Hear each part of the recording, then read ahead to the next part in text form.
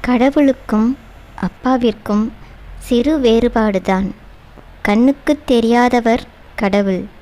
கண்ணுக்குத் தெரிந்தும் பலராலும் கடவுள் என புரிந்து கொள்ளப்படாதவர் அப்பா. அம்மாவின் அன்பு கடல் அலை போல வெளிப்பட்டு கொண்டே இருக்கும். ஆனால் அப்பாவின் அன்பு நடுக்கடல் போன்றது. வெளியே தெரியாது, ஆனால் ஆழம் அதிகம். அப்பா நமக்கு என்னவெல்லாம் செய்தார் என்பதை நாம் உணர்ந்து கொள்வதற்கு வாழ்க்கையில் பல வருடங்களை கடக்க வேண்டியிருக்கிறது.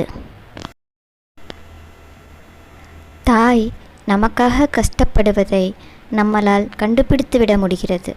ஆனால் தந்தை நமக்காக கஷ்டப்படுவதை மற்றவர்கள் சொல்லித்தான் பிற்காலத்தில் தெரிய வரும்.